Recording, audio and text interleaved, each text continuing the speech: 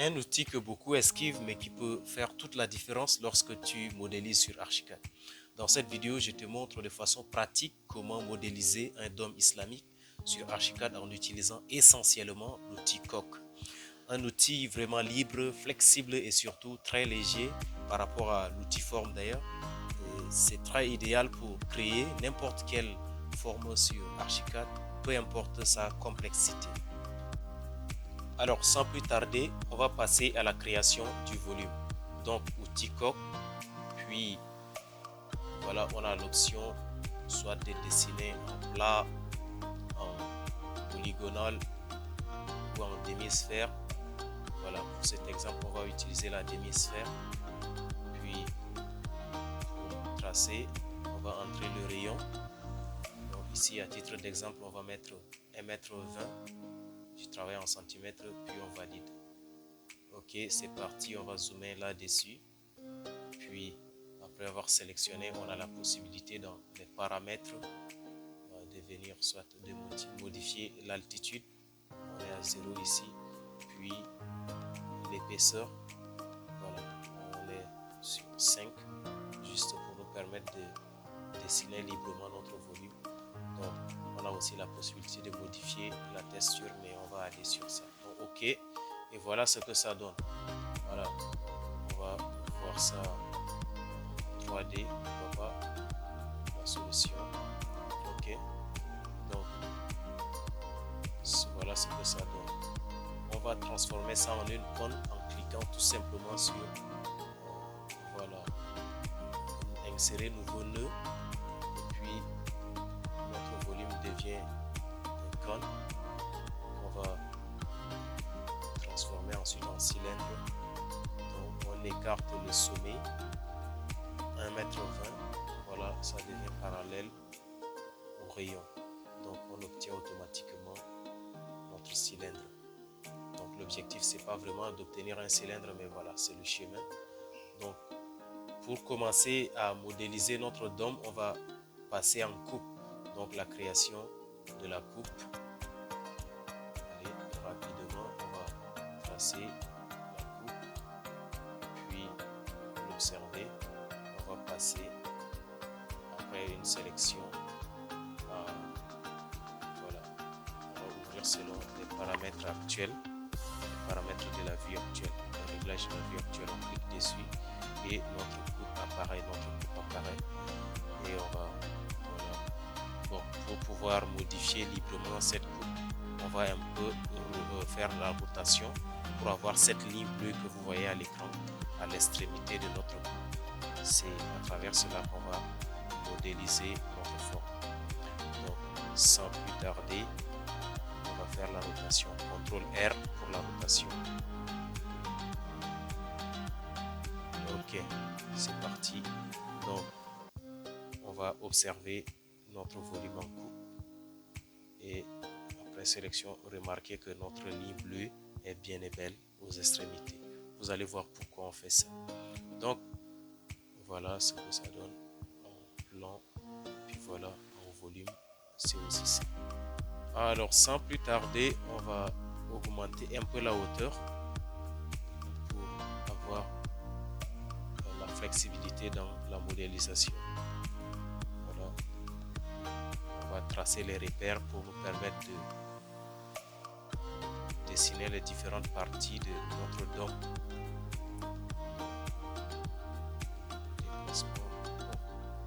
Avant même de déplacer, je crois qu'il est important de nous fixer sur un modèle.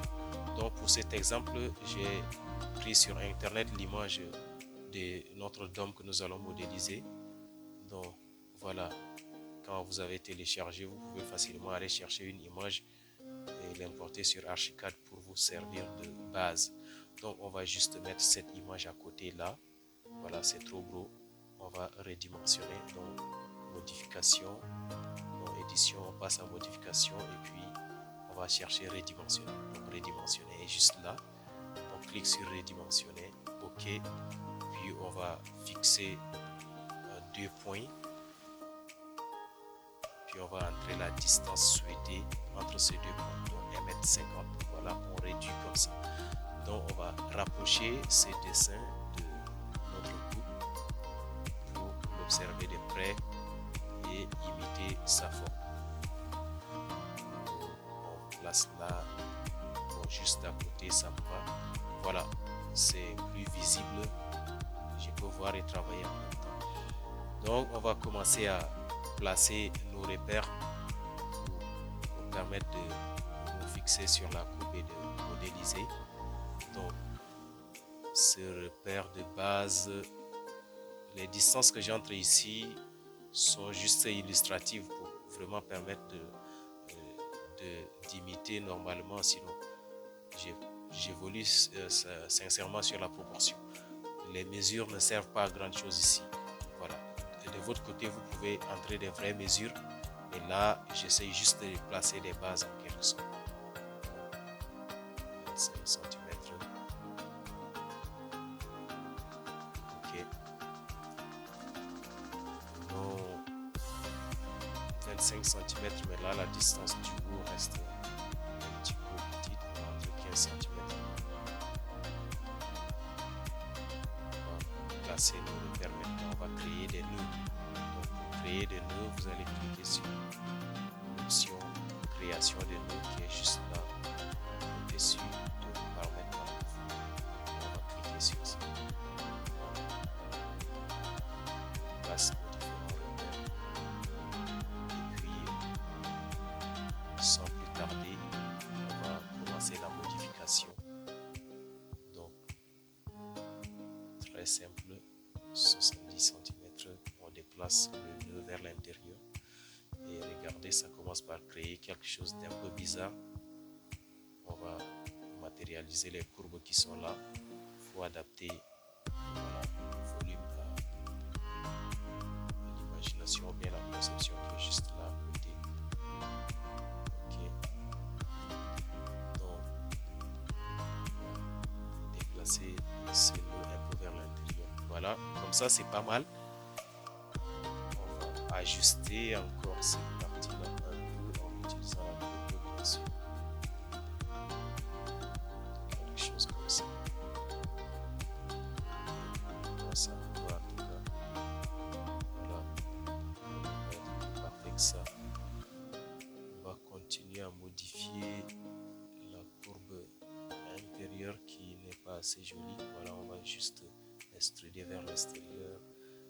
Ok, voilà, ça commence à ressembler un peu à cette forme à gauche. Donc, on va tirer un peu vers le bas et on s'adapte à notre modèle. Donc on va déplacer les nœuds pour créer la tige, parce que à chaque voilà, croissant qui est là, on remarque qu'il y a une tige. Sur un peu cette tige. Voilà, puis on va créer le deuxième nœud grâce au chanfre.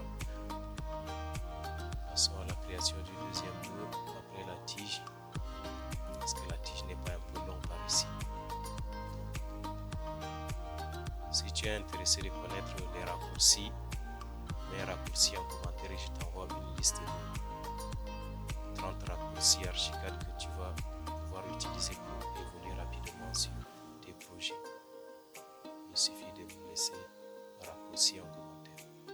Voilà, on crée la deuxième tige continue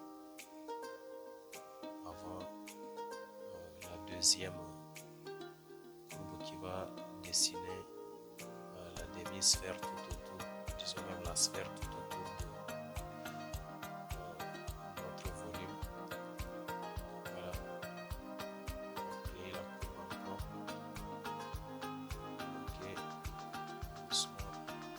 C'est fait. On continue. Vous voyez, ça commence déjà à ressembler un peu au modèle que nous avons juste là à droite. Voilà.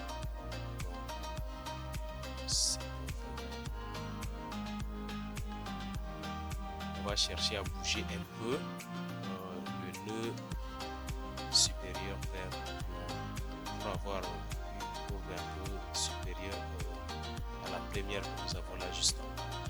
Donc, on Voilà, c'est la flexibilité qu'on cherche ici. Donc, sentez-vous libre lorsque vous allez répéter l'exercice de votre côté. Donc, ici, moi, je cherche quelque chose qui sera tout simplement joli. Et si vous avez des dimensions à entrer, ce sera beaucoup plus facile de votre côté. Mais moi, tout ce que je cherche ici, c'est la proportion, comme je l'ai dit. Donc, on va rapprocher un peu la tige vers l'intérieur. Voilà, pour créer la troisième et peut-être la dernière tige. Donc, on va placer notre nœud. Voilà. On va grossir en même temps la courbe intermédiaire qui est là. Donc, on place ça tout simplement. Voilà, j'aime la forme qui se crée en tout cas. Donc, on va placer le prochain nœud. Lorsqu'on appuie Shift, ça nous permet de caler quelque chose d'assez vertical. Voilà. Pour question de précision, on va ajuster. Et la dernière étape, en tout cas, le dernier croissant avant de poser la lune là-dessus, on va rapprocher un peu le nœud vers l'intérieur. Ok, voilà. Puis la partie supérieure, c'est encore grand, on va encore un peu rapprocher. Voilà. Clique sur le nœud, il suffit de le bouger un peu vers l'intérieur. Ok. Donc avec ça, on va créer la dernière courbe et la dernière partie du croissant. Donc on va créer la courbe maintenant. Donc c'est parti, on valide ça.